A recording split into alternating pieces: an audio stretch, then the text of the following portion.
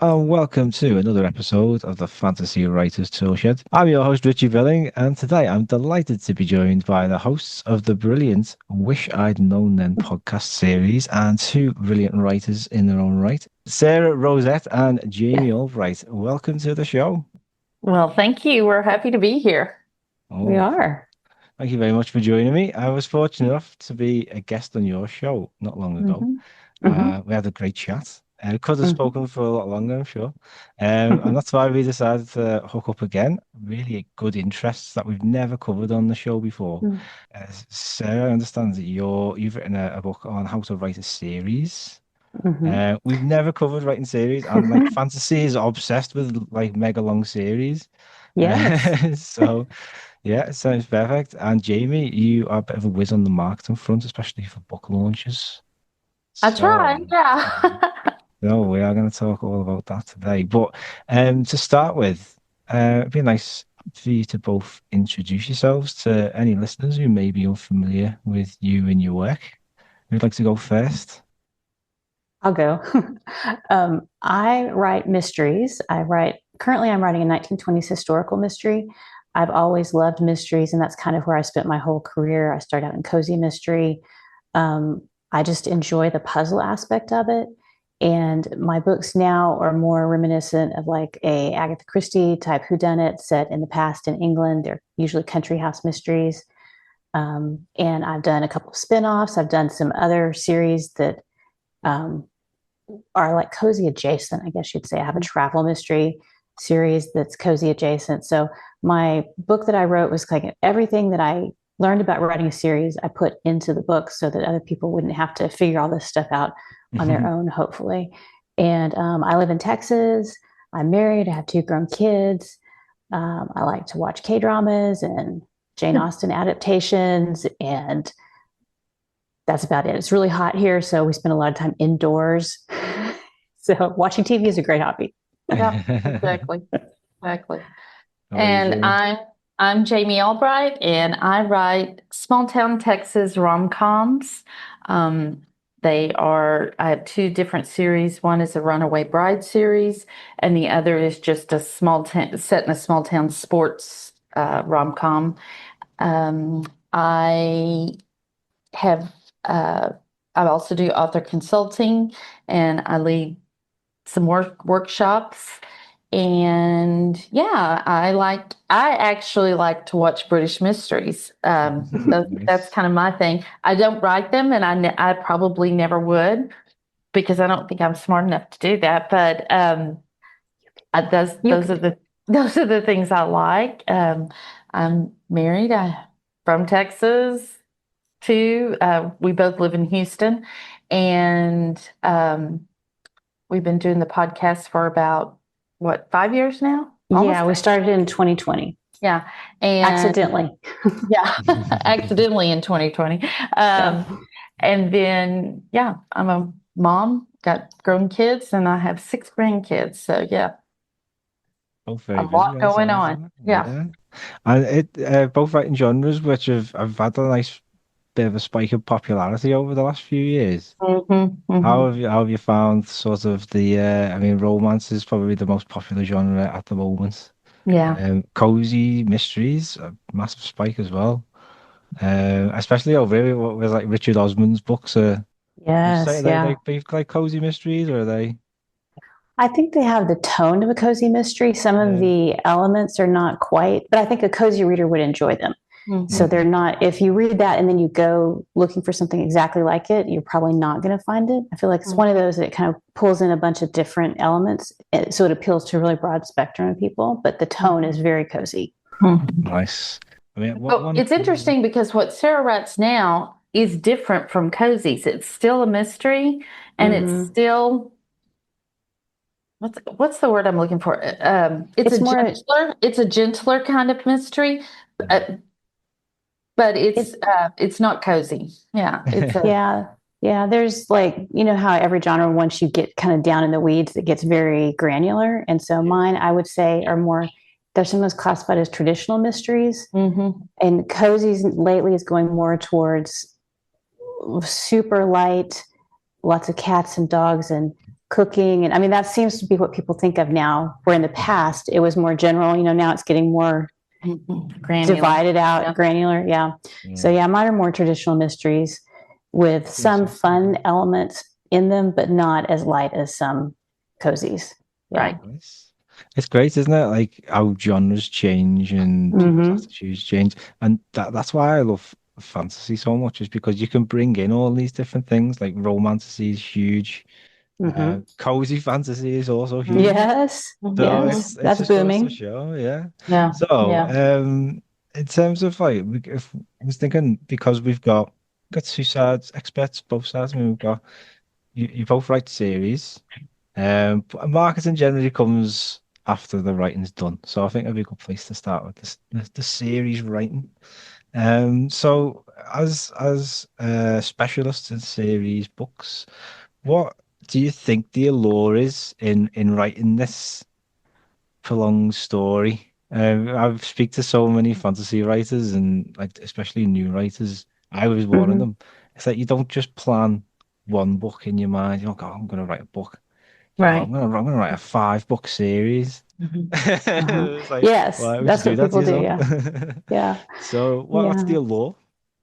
Well, I think readers love going back to a familiar place. Yeah. And if you create, especially in cozy mystery and the mysteries I write, people want to escape the world and all that's going on. And so they want to go to this place that is like a cute little town. It's safe. Even though there's a murder, it's a more intellectual puzzle in a lot of cozies and mysteries. And so they want to return to this place where they know the characters, they're familiar, they like the setting, the atmosphere, the tone. And then they get to see the characters change over time. People fall in love and get married, and they have people, that become a found family. And I think that's what draws people back a lot. Even like in Jami's books, they're a linked series, not necessarily the same main character. Would you say it's the same? Yeah, in romance? Definitely. It's in romance, the standalones in a series, which they're all set in the same place. They have the same characters weaving through it, but each book has a different hero and heroine. So, but people love that because they love to revisit those characters from the earlier books, but also the shared worlds, like you can branch off and have a like in mine, if I were to do that, I could have a totally different town, but they still come back to the other town occasionally, or people from that town come to their new town, and that's a great way to expand a series. Yeah. Yeah.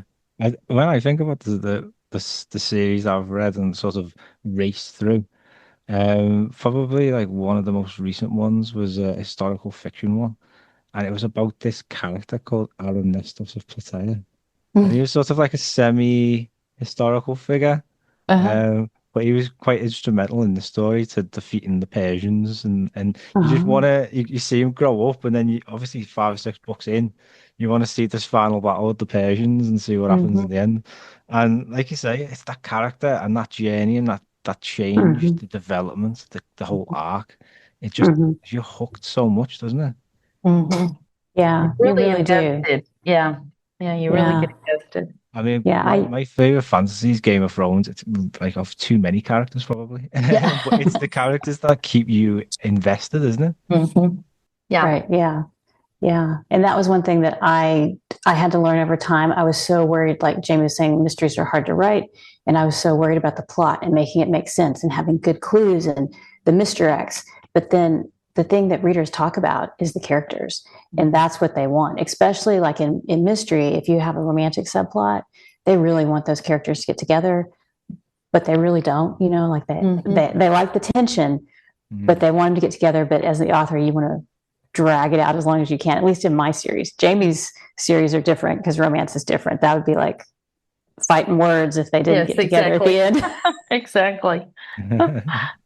So what do you think is the most important element to writing a successful series of books? I think you need to know what kind of series you want to write. And I didn't even realize there were different kinds of series when I started. I read mostly cozy because that was my favorite. And I was like, okay, I'm writing a cozy mystery, so of course it's a series, but I didn't think at all about future books because it was a big hurdle just to finish one book. So when I got done with that, I was like, oh, okay, so she's got to be involved in another mystery. And with a cozy, you're dealing with an amateur sleuth.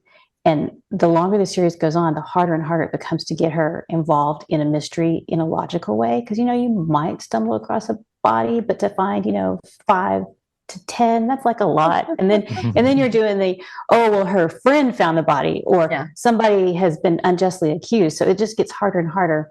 So if you can think about how you can set it up in the beginning so that you can continue the series, and it doesn't have to be mystery, like any genre, you need to figure out, is your series open-ended or is it closed? Like a flat arced character is perfect for a long-running series that you don't really have plans to turn off anytime soon, like a Perot, a Miss Marple, Jack Reacher. Yeah, they kind of drop in, they do their thing, and then they go on, and it's easy to extend that because you don't have such a big character arc with them.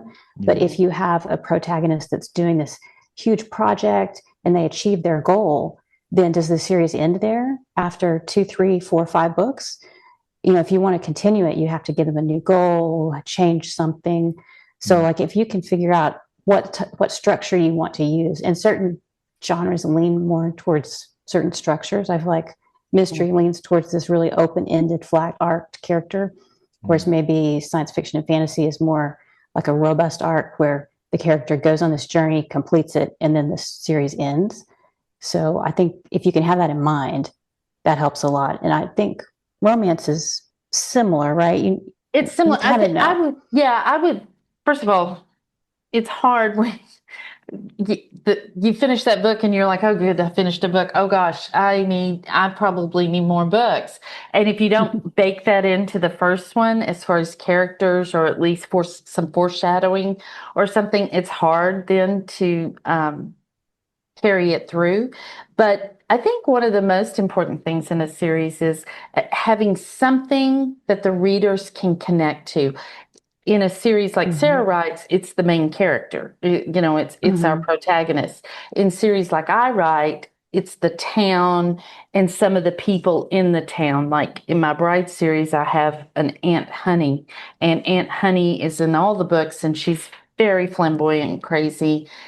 But also the town itself is a character in a lot of ways. So if you write a series like a standalone in a series, or standalones in a series where you don't have that one consistent character going through, if you can create side characters that are consistent, or like I've read some books that where like a football team was the consistent thing, or like a club is the consistent thing throughout all the books, and all the characters kind of come in and out of that.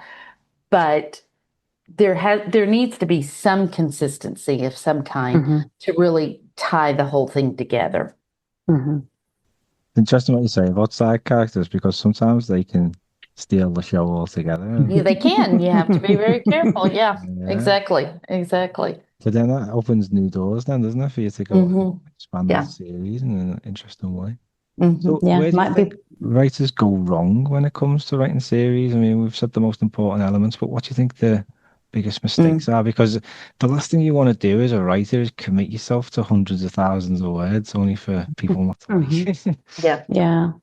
I think sometimes if you limit, like you need to have a world big enough that you can support a series. And whether that's like the town they live in, or maybe it's a theme you want to explore. Like if you want to write about somebody who's a rare book collector or something like that, there are endless stories, or art. There's endless missing paintings that you could have for your theme that will run through your series.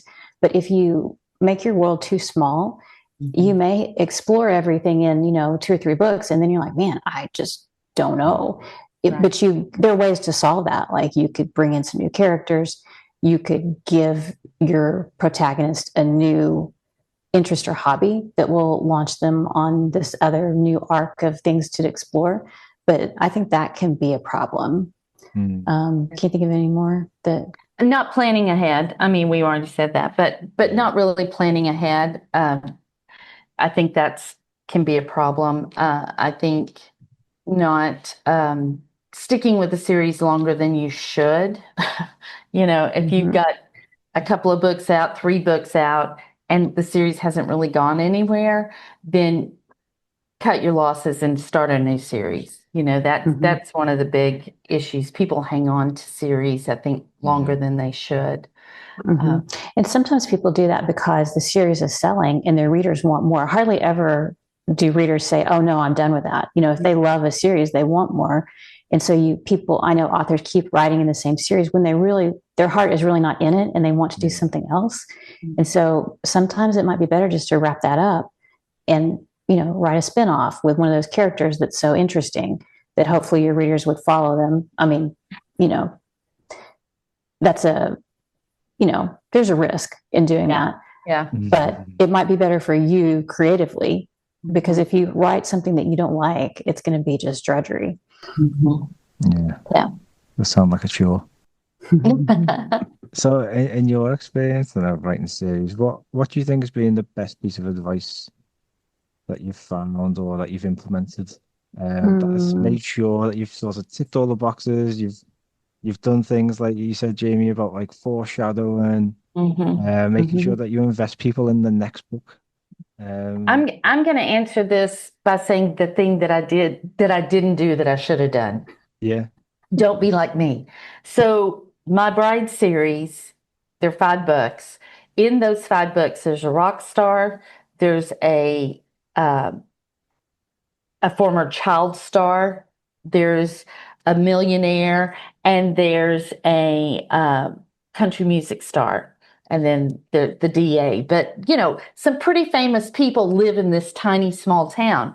Well, when I was thinking about doing the next series, I created an entire new town and an entire new place in Texas, far away from my original town, so that there's no overlap at all. And because I thought, well, I can't have a famous football player from this same small town. I mean, why are all these famous people flocking to this town? That was a huge mistake. I should have 100% done that, because readers would have loved it. I was thinking logically and not emotionally. And emotionally, my readers would have loved that because they would get to see the other characters, even though this was a new series. So that's what I should have done. I should have made the second series a spinoff of the first in some way or another, and I didn't do that. So that's the thing you should not do. And now it's too late. I mean, I've created this entire world in the second series, and I can't change it to fix it. I just have this second series. Yeah. You write a third series where the 2 meet. I could, because one's in North Texas, one's in South Texas. I could maybe meet them in the middle somewhere. Yeah. Have some overlap there. Yeah. Texas is big enough. I could do it. But that's for me. I think that had I done that, I would have seen more read through, because people that read my Bride's books go on to read the other series. But a lot of times people that read the other series don't go on to read my Bride's books as much. So I think I would have had more read through had I done that. What about you, Sarah? What do you think? Well, I would say I think I stumbled into this. I didn't read it or plan it, but in my most recent series, I decided I can't plan out like a long series. Like my brain can't handle it. Even when I'm writing a book, I can only handle like a little portion at a time. Like I'll know the whole arc kind of, but I can't do the whole thing. So I can't do, a 10-book outline of this is what I'm going to do for the next 10 books. But what I decided to do is like I would have a plan for the first 3 books, would have a general theme of like, the main character's name is Olive, and she figures out that she's good at solving mysteries in the first 3 books. And I was like, okay, if the series does well, I can continue it. And so then it did. And so then like the next 3 books, I thought, okay, if the first 3 books do well, then the next 3 can be about her, taking on cases from family and friends. And then the next 3 books can be she's becoming more of a professional detective, where people that she doesn't know are bringing her cases. And even just that little like organizational thing in my mind helped me figure out kind of how her arc would go. And it was enough that I could kind of stay within it and give it, had leeway enough that I could change it. And it also gave me a point that I could end it if it wasn't going well. And I didn't want readers to not be happy and wondering, oh, what happened? I left them hanging, at book 4, and it really, that arc needed 2 more books, to close out. So that to me has helped me a lot when I think about a series now. I think, okay, 3 books, and then we'll see where we're going from here. Nice. Yeah, it's a great answer. Yeah. So I think we've done a good job on the series front. Mm-hmm. Yeah. So let's say our series is written. Now it's time to get out to the world. And one of the biggest challenges we all face as writers, and especially if we go down the independent route, is getting it out there and finding the right people. Yeah. So, Jamie, this is your area. Yeah, well, I was fortunate. You said you need to write the book and then marketing comes, and I would sort of disagree with you on that, because I think you need to think about marketing when you're writing your book, and because you need to be thinking about who this book is for. The worst thing anybody can say to me when I'm doing consulting is, if I ask them, well, what genre does your book fall in, or, something like that. And they say, well, it's like nothing anyone's ever read before. And I'm like, oh, dang it, that's not good. Because it needs to be, readers like similar but different. They like the familiar.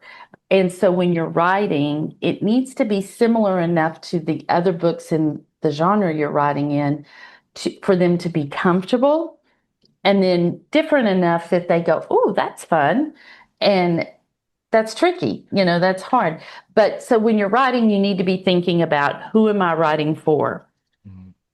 I would also say building a newsletter before you release 100% will change the trajectory of your writing career.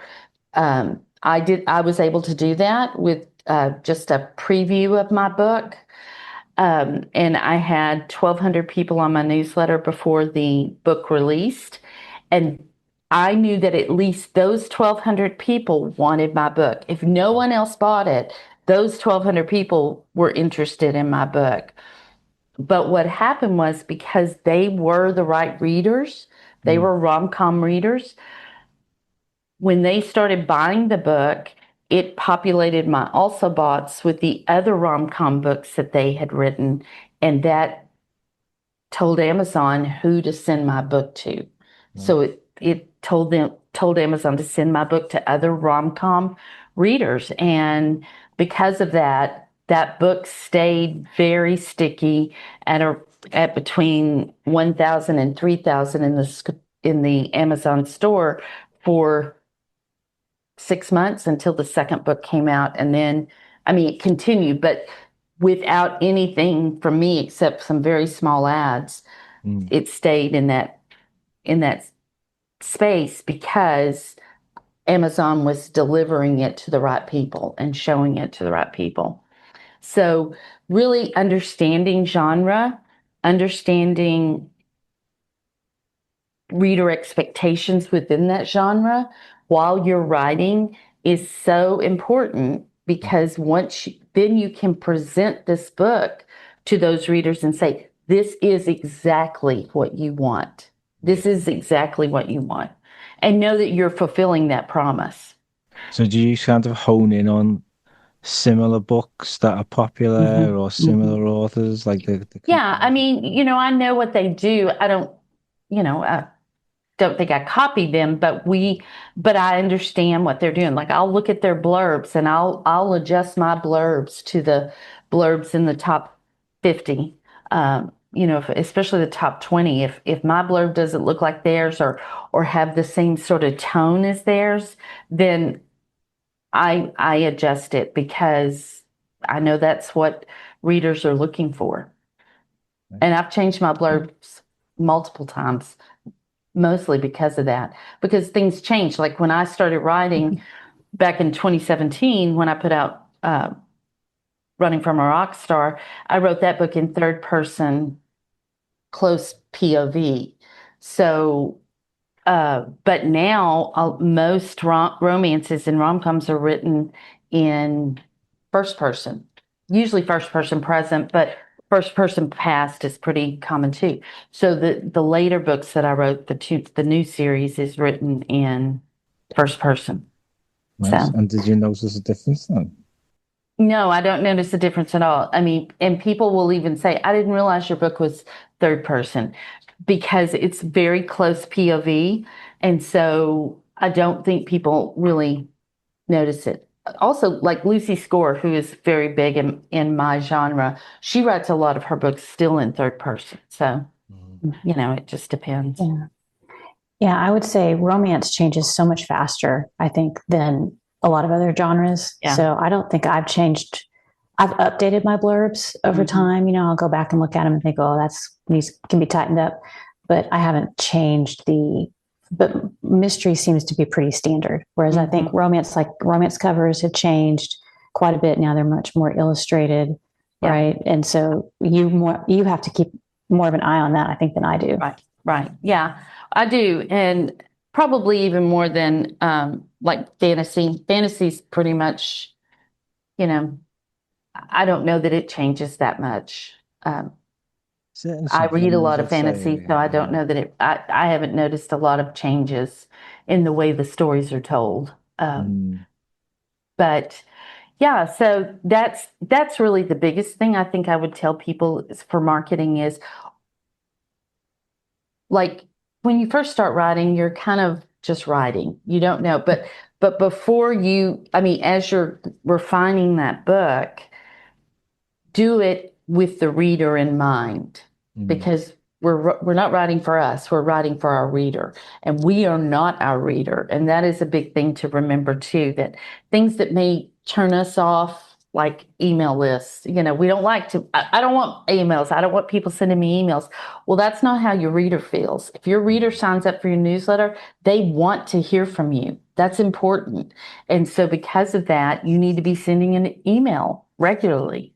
And, as everyone will tell you, your email list is your most valued tool, because it is, I've sent out thousands of emails over the last almost 8 years. And every time I send out an email, I sell books every time. And so, and there are people that have been on my list since 2017. So you can't just assume because someone is on your email list or in your Facebook group that they've read all your books. Yeah.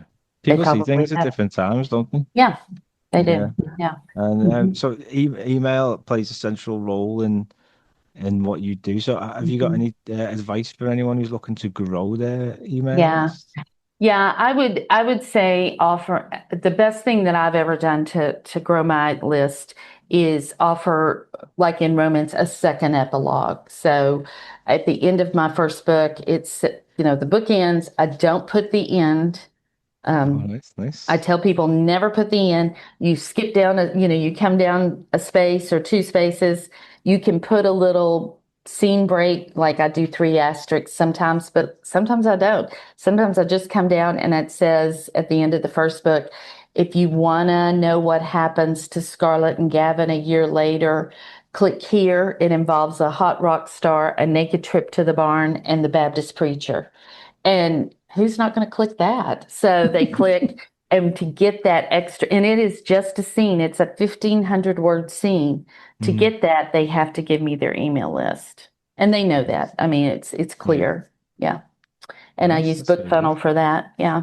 So I've used second epilogues. I've used deleted scenes. My deleted scenes have always done really well for growing my email list. And those are things we already have. Just if you delete something, never throw it away. Stick it in a folder because you can use it later. That's a really nice idea. I've never seen anyone use the deleted scenes, but you're given something extra that you're not getting anywhere else. So it's and if you said, like, for me in the book that I use it in, there's they talk about what happened at the wedding. Well, what? Oh, let's not talk about it. They allude to what happened to the wedding all throughout the book. And I had written it, but to use it, I would have had to do a pretty big flashback, and I don't like flashbacks, so I chose to take it out and just talk about it. And they eventually talk about some of what happened, but you get to see the whole thing in the deleted scene. So people really like that. Research material. I know a lot of historical authors will use research material, maps. What are some other things? Well, I was going to say, like, for cozies, like recipes, if you give away recipes, recipes, or some people do like a little cookbook of different things from the stories. For me, I've focused more on giveaways to get readers. And I mean, you could, do this at the back of the book too. You could drive people to a page where they can sign up, and you could have a continual giveaway. I did that for a while, where you could sign up and you could get being entered in this giveaway that I think once a month I was giving away the box set, ebook box set. But I've done a lot of like Goodreads giveaways, library thing giveaways, just to get the word out. So that's like more towards I was trying to draw people to the series. So once I had several books, I would do a giveaway and just give away book one for free to get people in and get them on my list. In exchange, if you sign up for my list, you can get, a free download of this book. You can do that with a short story too. I did a short story for a while until I had more books in the series, because I did the same thing with, there's a little throwaway line about, Olive is very clever. She figured out that thing with Lady Sophia's sapphires. And so I have this little short story, Lady Sophia's sapphires, and it's kind of how, like, her first unofficial case, so people would read that in book one, and then they would think, oh, I want to get on the list. So I could use that as at the end of the book, for people to sign up to find out this story that wasn't included in the main story, or I could do it as a giveaway, in the beginning, to give them the short story to get them to buy the book. And then later I just switched to giving away the book, because I feel like that's an even better giveaway, is if you give away a whole book.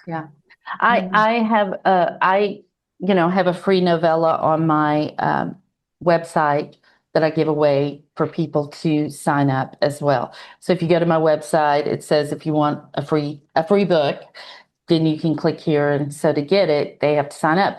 Well, I had a book that I didn't have a second epilogue. I was actually pretty sick of those characters by the time I finished, and I didn't want to write anything about them anymore. So I offered the free novella at the end of the book, because new people to me would not have seen that novella. And so it was just a way to use it in two places. So you can do that. I've done, the book funnel newsletter builders. Those are great too. I think that the readers coming from there are not just there for the freebie. They're pretty good. There are some others that we've used. But yeah, so I think that those are just good ways to get people on your list. And I will say this. So at the end of my book, you've got the, hey, go read this novella. And then right after that, no scene break, no nothing. Just, if you want to read the first chapter of the next book, click here. And it takes them, or keep reading. And so they can read the first chapter of the next book. And at the end of that, there's the buy link or the pre-order link for the next book. Nice. But if they click away and go read my second epilogue, they probably aren't going to come back to the book to read this first chapter. So at the end of my second epilogue, I have the first chapter of the next book with the pre-order link and buy link in that, so that they don't have to click back, but I'm still getting them to click that pre-order link, whether they go one place or the other. So nice. It's like creating a little ecosystem. Yeah, Little it reading is. ecosystem. Yeah, that's brilliant. Yeah. So something else that is quite I find quite interesting is rather than the idea of promoting books is the idea of building your author brand. Mm-hmm. Because at the end of the day, it's you that are Yeah. writing the books. It's the reader who sort of attaches Mm-hmm. themselves to yourself. Yeah. So what do you think about this sort of idea of creating an author brand, and how would you recommend writers go about sort of developing that? Well, this is what I say about brand. Your brand is the promise you're making your reader. And if your brand does not fulfill that promise, then you've let your reader down. So if I'm telling my readers that I write sexy, swoony, pee your pants funny, small town rom-coms, and I don't deliver that, then I don't know. I mean, then I've lost their trust and I've lost them as a reader. Yeah. So I feel like that is the first thing you need to remember is that your brand is your promise. So whatever and if you promise this as an author, you deliver that in every book that you write. Mm. Now, does that mean you are stuck in one genre? Not necessarily, because I'm right now writing a book outside of rom-com. It's not even a romance. It's a women's fiction or maybe even a book club fiction book. But it is, you know, if Steel Magnolias and Dukes of Hazzard had a baby, this book would be that. So it's still funny. It's still swoony in some ways. It's still very emotional. And so I will have to change my kind of tagline branding because I'm not going to change my name. No, I'm going to keep it under my name because I think it's close enough that I still fulfill the promise of giving readers an emotional funny book that Mm. kind of hits all the feels. So, but you need to think about that. And you just need to think about what is the promise you're making your reader.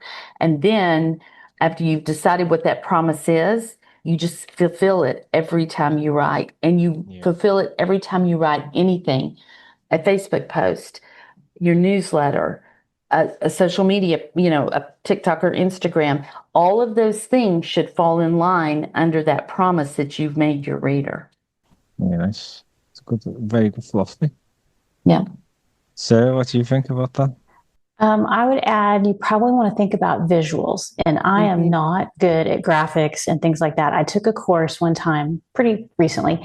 And one of the things that was so helpful to me was one of the exercises was make a list of words that describe your tone, your style, what you want to convey, and then find images that show that. And that was so hard because a word like for me, my books, I feel like they're puzzling, they're atmospheric, they're lighthearted, elegant. I want to appeal to that type of reader who wants that, and that's what my visuals had to show. And I I found some images and I showed them. We were in like a Zoom thing, and the woman looked at them and she said, "Okay, these are too dark. If your books are lighthearted and mystery, tends to they tend to have like a darker cast, or it's like got the crime scene tape and blood spatter." She's like, "You want to go bright and light," and I was like, "Oh, okay." So once I understood that, then I could apply that even in my amateur efforts, and I could tell people who were creating graphics for me, it needs to be light and bright, and to show that that's the tone.